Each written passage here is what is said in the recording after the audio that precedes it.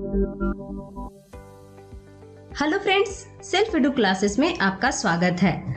आज का हमारा अध्याय है गुप्तकालीन बिहार।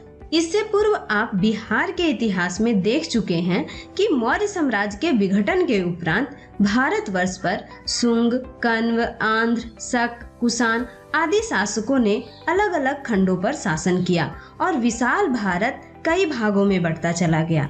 आज हम लोग इस अध्याय में देखेंगे कि किस प्रकार उन्हीं खंडित भारत को पुनः एकीकृत कर एक विशाल साम्राज्य की स्थापना गुप्त शासकों ने किया और इतिहास में पुनः गौरवमय शासन स्थापित किया।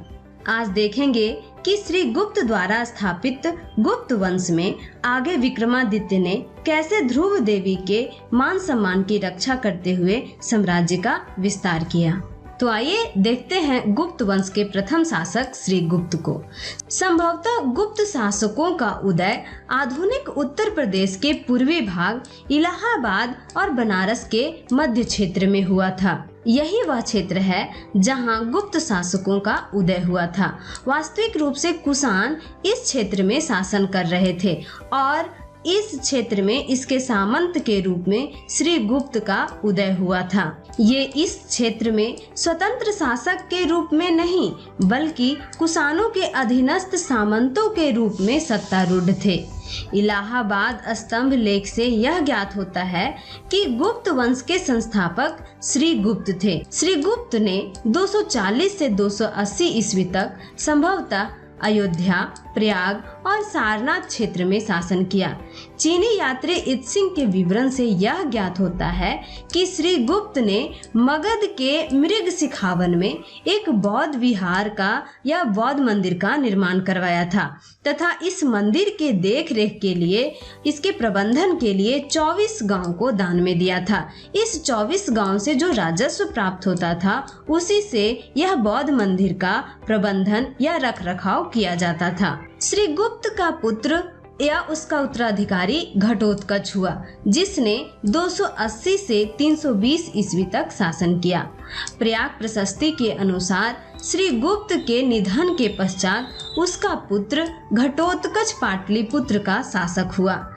एलेन के अनुसार घटोत्कच का राज पाटलिपुत्र तथा उसके निकट के क्षेत्र में स्थापित हुआ। घटोत्कच के काल में ही गुप्तों ने गंगा घाटी के राजनीतिक महत्ता को प्राप्त की थी। घटोत्कच के काल में ही गुप्तों का साम्राज्य इस स्थान से बढ़कर पाटलिपुत्र क्षेत्र तक फैल गया। घटोत्कच का उत्तराधिकारी चंद्रगुप्त प्रथम हुआ। यह गुप्त वंश के प्रथम प्रतापी शासक था। चंद्रगुप्त प्रथम गुप्त वंश का तीसरा शासक था। इसे ही गुप्त वंश का वास्तविक संस्थापक माना जाता है क्योंकि यह प्रथम स्वतंत्र शासक था। इससे पूर्व श्री गुप्त और घटोत्कच कुषाण के सामंत के रूप में शासन कर रहा था, परंतु चंद्रगुप्त प्रथम स्वतंत्र रूप से कुषाणों की सामंतता को त्याग कर शासन स्थापित किया। इसने अपनी राजधानी पाटलिपुत्र को बनाया। चंद्रगुप्त प्रथम ने महाराजाधिराज की उपाधि धारण की तथा इन्होंने लिच्छवी की राजकुमारी कुमार देवी के साथ विवाह किया। फलतः इन्हें दहेज के रूप में वैशाली प्राप्त हुआ।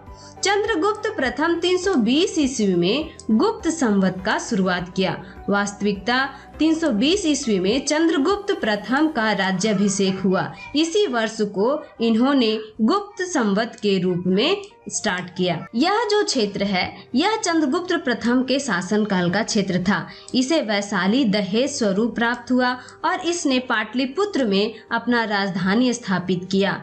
इस प्रकार यह भारत के इन क्षेत्रों में शासन करना प्रारंभ कर दिया। चंद्रगुप्त प्रथम पहला गुप्त शासक था जिसने सोने की मुद्रा का प्रचलन शुरू किया। इससे पूर्व श्री गुप्त और घटोत्कच सोने की मुद्रा जारी नहीं किए थे। इसके सिक्के पर एक तरफ चंद्रगुप्त एवं कुमार देवी का चित्र बने हैं, जबकि दूसरी तरफ लक्ष्मी की आकृति है। जैसा कि आप चित्र में देख रहे हैं, यह चंद्रगुप्त प्रथम तथा यह कुमार देवी है तथा सिक्के के दूसरे पटल पर श्री लक्ष्मी का चित्र अंकित है। इस प्रकार बिहार के गौरवशाली इतिहास का पुनरुद्धार गुप्त वंश के अधीन चौथी शताब्दी में हुआ, जो भारत खंड खंड में बट चुका था, पुनः एकीकृत रूप में चौथी शताब्दी में चंद्रगुप्त प्रथम के नेतृत्व में गौरवमयशाली इतिहास को प्राप्त किया। चंद्रगुप्त प्रथम का उत्तराधिकारी समुद्रगुप्त हुआ। यह 355 ईस्वी से लेकर 375 ईस्वी तक शासन किया। समुद्रगुप्त 355 ईस्वी में गद्दी पर बैठा था। विंसेंट स्मिथ जो एक इतिहासकार थे, इन्होंने समुद्रगुप्त को भारत का नेपोलियन कहा। समुद्रगुप्त हिंदू धर्म में विश्वास रखता था और यह विष्णु का उपासक था। यह अपने राजपत्रों एवं ध्वज पे गरुड़ का राज चिन्ह अंकित किया रहता था। हरिसेन जो कि समुद्रगुप्त का राज दरबारी कवि था, इन्होंने ही प्रयाग प्रशस्ति की रचना की थी और इस प्रयाग प्रशस्ति में समुद्रगुप्त के राज्यारोहण अर्थात राज्याभिषेक, विजय और साम्राज्य विस्तार की जानकारी मिलती है। इलाहाबाद स्तंभ जैसा कि आपको पता है कि अशोक ने निर्माण करवाया था, जो कि कौशाम्बी में स्थित था। इसे समुद्रगुप्त इलाहाबाद लेकर आ गया और इसी पर हरिसेन द्वारा रचित प्रयाग प्रशस्ति में वर्णित राज्यारोहण, विजय अभियान, इन सबों को इसी इलाहाबाद स्तंभ पर उल्लेखित करवाया गया था। समुद्रगुप्त एक महान विजेता के रूप में राज्य विस्तार अभियान प्रारंभ किया। सर्वप्रथम इसने गंगा यमुना द्वीप क्षेत्र को जीता। उसके बाद यह पंजाब, असम, नेपाल और बंगाल को अपने साम्राज्य में मिलाया। उसके उपरांत यह विंध्य पर्वतमाला क्षेत्र में स्थित आठविक राज्यों को भी जीता। तब यह दक्षिणापथ क्षेत्र की विजय अभियान शुरू किया, जिसमें इसने तमिलनाडु के क्षेत्र में फैले 12 राज्यों को विजित किया। यह क्षेत्र जो चंद्रगुप्त प्रथम और घटोत्कच द्वारा इस क्षेत्र में जो स्थापित शासन था, इसे विस्तार कर यह गंगा यमुना द्वीप में भी शासन करना प्रारंभ किया। उसके बाद यह पंजाब क्षेत्र को, असम क्षेत्र को, उसके उपरांत नेपाल एवं बंगाल क्षेत्र को विजित किया और इस प्रकार यह इन सब क्षेत्रों में शासन करना प्रारंभ किया। जब यह दक्षिण क्षेत्र में विजय अभियान किया तो इस क्षेत्र में स्थित 12 राज्यों पर इसने विजय स्थापित कर अपने साम्राज्य में मिला लिया। उसके बाद जो शक कुषाण इन क्षेत्रों में पश्चिमोत्तर क्षेत्रों में शासन कर रहा था, यहाँ पर भी विजय स्थापित कर इसे अपने साम्राज्य में मिला लिया। अंततः उसने शक और कुषाण शासकों को पराजित किया, जो पश्चिमी और पश्चिमोत्तर भारत में शासन कर रहे थे। इस प्रकार इसका विस्तार उत्तर में हिमालय की तलहटी से दक्षिण में नर्मदा नदी तक और पूर्व में हुगली से पश्चिम में यमुना व चंबल नदी तक विस्तृत हो गया। आप चित्र में देख सकते हैं कि उत्तर में इसका साम्राज्य हिमालय तक, दक्षिण में इसका साम्राज्य नर्मदा नदी तक और इस पश्चिमोत्तर भारत के साथ साथ इस क्षेत्र में यह विस्तार अपना साम्राज्य का कर लिया। समुद्रगुप्त बौद्ध विद्वान वसुबंधु को संरक्षण प्रदान किया। साथ ही साथ श्रीलंका के राजा मेघवर्मन को बोधगया में बौद्ध मठ बनाने की अनुमति प्रदान की।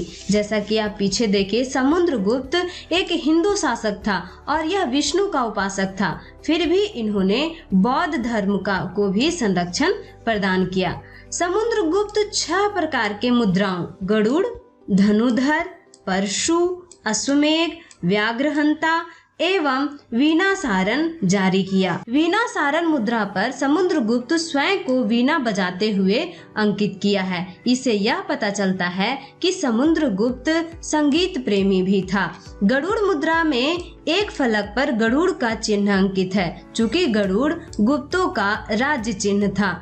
धनुधर सिक्कों पर धनुष धारण किए हुए समुद्रगुप्त को दिखाया गया है।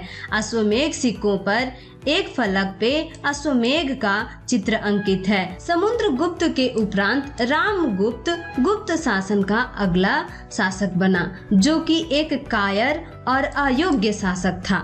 विशाखा दत्त के रचित देवी चंद्र गुप्तम के अनुसार रामगुप्त के चरित्र के बारे में पता चलता है। रामगुप्त एक कायर और पूर्णतः अयोग्य शासक था। शक शासक जब गुप्त साम्राज्य पर आक्रमण किया था तो शांति स्थापित करने के विचार से रामगुप्त ने अपनी पत्नी ध्रुव देवी को शकों को सौंपने के लिए तैयार हो गया। परंतु रामगुप्त का छोटा भाई जो चंद्रगुप्त द्वितीय था, उसे यह संधि अपमानजनक लगा।